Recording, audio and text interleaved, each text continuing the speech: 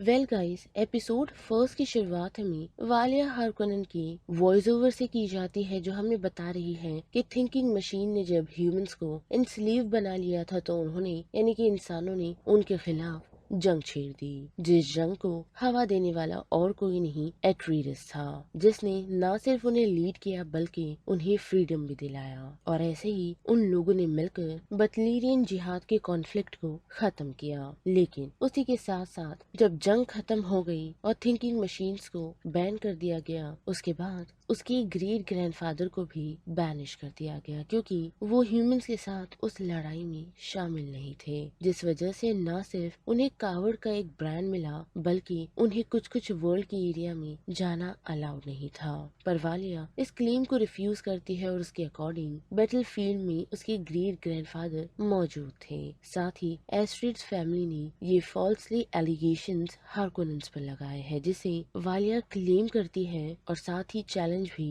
कि वो इसका सच ढूंढ कर रहेगी। जिसके बाद ये कहानी वालिया की लाइफ की जर्नी पर निकल जाती है। पर सच ढूंढने के लिए वालिया ने सबसे पहले सिस्टरहुड को ज्वाइन करने का डिसीजन लिया, ताकि वो बटलेरियन जिहाद का सभी लोगों को सच बता सके। क्योंकि हम देख पाते हैं कि सिस्टरहुड्स को ट्रेनिंग दी जाती है ताकि वो लोग ट्रुथ सेयर बने, यानी कि उनका सिर्फ यही पर्पस है कि लाइफ में वो लोग ये डिस्क्राइब कर सके कि कौन सच कह रहा है या फिर कौन झूठ। जिन पावर्स को वो लोग ग्रेट हाउसेस के लिए इस्तेमाल करते हैं। अब बात करें सिस्टरहुड की, तो उन्हें फाउंड और बनाया गया था, यानी कि उसकी नींव रखी थी रकेला बर्टू ने, जो एक काफी स्ट्रॉन्ग वुमेन है और साथ ही वो सोल्जर भी रही है, जिसने थिंकिंग मशीन के खिलाफ लड़ाइयाँ लड़ी है। और ऐसे ही रकेल ने अपना एक क्लैन बनाया जहाँ की वो फर्स्ट मदर सुपीरियर बनी, यानी कि सिस्टरहुड के लीडर, जिन्हें यंग वालिया ने ज्वाइन किया। पर इतना ही नहीं बल्कि रकेल ये भी चाहती थी कि वो एक ऐसा नेटवर्क क्रिएट करे खुद का,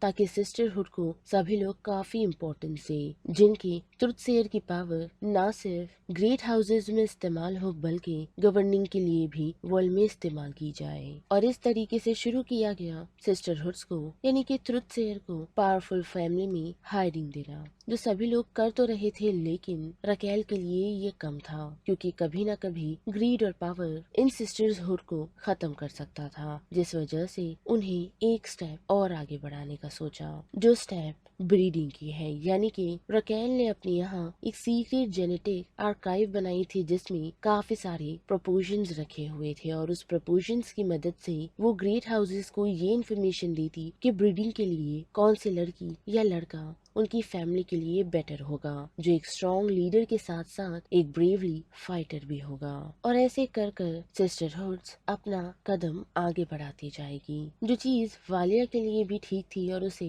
ऐसा लगता था कि इसमें कोई भी हार्म नहीं। पर कुछ सिस्टरहुड्स को ये बातें पसंद नहीं थी। पर अब रकेल का भी वक्त आ चुका है, जो अपने डेथ बेड पर है, वो भी वलाच 9 पर, यानी कि सिस्टरहुड के होम वर्ल्ड में, जहाँ उसने वालिया को बात करने के लिए बुलाया है, ताकि वो उसे कुछ प्राइवेट और उसके विजन को शेयर कर सके, जिसकी मदद से रकेल का जो सपना था उसे वालिया कंटिन्यू रखेगी। जिसके साथ साथ हम एक विजन भी देख पाते हैं, जिसमें एक काफी बड़ा सैंड वॉर्म सिस्टरहुड के हेडक्वार्टर को डिस्ट्रॉय कर रहा है, जिससे वहाँ मौजूदा सभी सिस्टरहुड्स खत्म हो जाएगी। साथ ही मदर सुपीरियर ने वालिया को न सिर्फ सिस्टरहुड को प्रोटेक्ट करने के लिए कहा है बल्कि उसे बढ़ाने के लिए भी कहा है। पर उसी के साथ साथ उसने वालिया से ये भी कहा है कि सही वक्त आने पर उसे भी दिखेगा और उसे सारी सच्चाई भी पता चल जाएगी। और इस इन्फॉर्मेशन को वालिया अपनी ग्रुप्स के साथ शेयर करती है, जिसमें उसकी यंगर सिस्टर तुला भी है। और वहाँ वालिया क्लियरली यही टारगेट करती है कि सिस्टरहुड को उन्हें एक स्मॉल ग्रुप नहीं बल्कि वास्ट ग्रुप बनाना है, ताकि उनमें से एक सिस्टरहुड थ्रोन पर बैठे। जिसके साथ साथ ग्रुप के सुपीरियर्स को भी इस बात को एक्सेप्ट करना पड़ता है कि वो लोग वालिया को रकेल की जगह दे, क्योंकि रकेल ने उसे चुना है। और मदर डोरथी यानी कि एक सीनियर मेंबर जिसे ऐसा लगता है कि सीक्रेट जेनेटिक ब्रीडिंग प्रोग्राम उन्हें बंद कर देना चाहिए, जिसे रोकने की वालिया कोशिश करती है समझाते हुए, लेकिन डोरथो उसकी सुनती नहीं। और हम देख पाते हैं कि वालिया अपनी वॉइस कंट्रोलिंग पावर को इस्तेमाल कर न सिर्फ डोरथो को रोकती है बल्कि उसे बताती है कि उसने कुछ नई चीज सीखी थी जिसे वो सभी लोगों के साथ शेयर करना चाहती है। पर डोरथिया ब्रीडिंग प्रोग्राम को एनी हाउ बंद करना चाहती है, जो चीज वालिया के अकॉर्डिंग सही नहीं। और सिस्टरहुड को प्रोटेक्ट करने के लिए वो डोरथिया को सिर्फ आवाज के जरिए ही उसके माइंड को कंट्रोल करते हुए उसी के हाथों से उसकी जान दिलवा देती है, जिसके बाद के वालिया मदर सुपीरियर बन जाती है जिसका कोई भी अपोजिशन नहीं। और फिर ये कहानी 30 साल आगे बढ़ती है जहाँ हम प्लैनेट सेलुसा सेकंडस को देख पाते हैं, जो कि होम वर्ल्ड है इंपीरियल हाउस का, यानी कि ruling authority of the world का, जहाँ एम्परर जेविको अपनी थ्रोन को सिक्योर करने के लिए एक प्लान बनाया है, क्योंकि एक रिबेलियस ग्रुप जो कि एराकिस है वो जेविको और इम्पीरियम के लिए काफी ट्रबल बन चुका है, क्योंकि वो न सिर्फ एम्परर के ट्रूप्स पर हमला कर रहा है बल्कि उनकी चीजों को भी चुरा रहा है, जिस वजह से इम्पीरियल को मुलाकात करनी पड़ती है ड्यूक रिची से, जो कि एक पावरफुल बिजनेसमैन है। साथ ही एम्परर जेविको रिची ने एक ऑफर दिया है कि उसके यंग बेटे प्रूवेट रिची से वो उनकी प्रिंसेस की शादी करवा दे, जिसका नाम येनेस है, और उसके रिटर्न्स में ड्यूक उसे कुछ सोल्जर्स प्रोवाइड करेंगे जो रिबेल फोर्स के अगेंस्ट फाइट करने में उनकी हेल्प कर सके।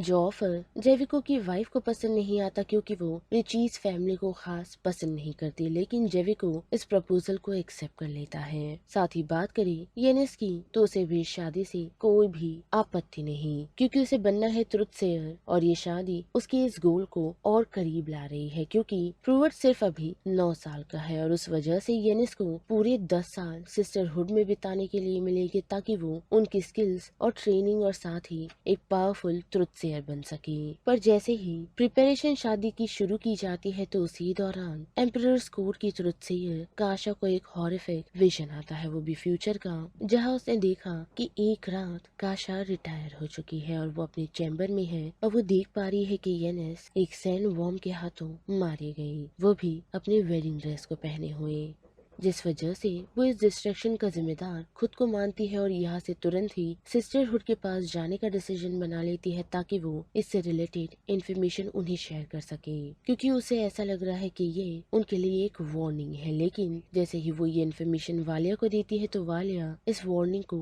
इग्नोर करती है और इस शादी को रोकती नहीं, बल्कि ये बताती है कि सिस्टरहुड के मिशन के लिए ये जेनेटिक ब्रीडिंग काफी इम्पोर्टेंट है। पर जैसे कि काशा उसकी काफी अच्छी दोस्त रही है और मेंबर भी, तो फिर भी वालिया उसकी बात नहीं सुनती और उसे मदर सुपीरियर का ये सपना जल्द से जल्द पूरा करना है। तो फिलहाल शादी पोस्टपोन नहीं की जाएगी और उसे उसी टाइम पर की जाएगी, जिसके साथ साथ हमें एक और कैरेक्टर इस एपिसोड 1 में इंट्रोड्यूस करवाया जाता है जिसका नाम डेस्मोंड हार्ट है, यानी कि इम्पीरियम का सोल्जर, जिसका पहला अपीयरेंस हम एम्परर जेविको के सामने देखते हैं, वो भी तब जब वो आउटपोस्ट से सरवाइव करके वापस आ चुका था, जबकि उस दौरान एम्परर जेविको की सारी ट्रूप्स खत्म हो गई। साथ ही जेविको का ये भी मानना है कि वो अटैक फ्रेमेन ने करवाया था, लेकिन हार्ट उसे स्टेट करता है, यानी कि इन्फॉर्म करता है कि ये अटैक फर्मेंस ने नहीं किया है, बल्कि उसके अकॉर्डिंग ग्रेट हाउसेस इसके पीछे है।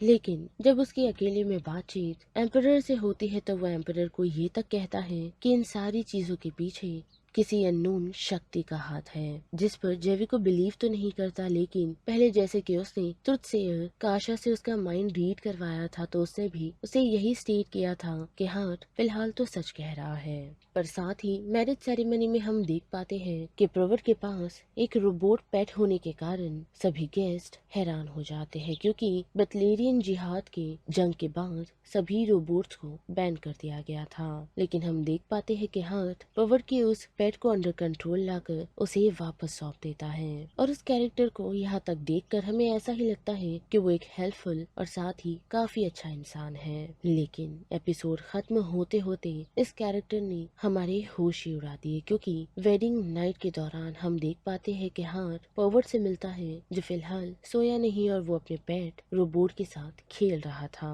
और उसी दौरान हार्ट उसके पास पहुंच उससे बातचीत करने लगता है, यही कहते हुए कि सेक्रीफाइस इस वॉर को जीतने के लिए काफी जरूरी है और पर्वत का सेक्रीफाइस वो वेस्ट जाने नहीं देगा। और वही बैठे बैठे पर्वत को बिना छुए हुए किसी सीक्रेट पावर की मदद से उसकी पूरी बॉडी को जला देता है, जो चीज यही इंडिकेट कर रही है कि हार्ट ने शायद अपने ट्रूप्स को भी ऐसे ही खत्म किया होगा। जिस पर जेविको को भी शक है, जिस वजह से वो समय की रिकॉर्डिंग को चेक करता है जिस वक्त सैंड वॉर्म ने उसके सोल्जर्स पर अटैक किया था, जहां उसने हार्ट को देखा या फिर एक सोल्जर को जो सैंड वॉर्म के सामने झुक गया था, मानो जैसे वो उसे वर्शिप कर रहा हो। वो भी तब जब वो क्रिएचर उसे मारने के लिए उसकी तरफ बढ़ रहा था। लेकिन इतना ही नहीं, बल्कि हमने ये भी देखा कि पोवर्ट रिचीज की मौत के कारण तुझसे और काशा भी सफर कर रही थी। यानी कि हम ऐसा कह सकते हैं कि काशा जिस चीज को लेकर संदेह में थी वो सही है, तो उन लोगों को यानी कि सिस्टरहुड को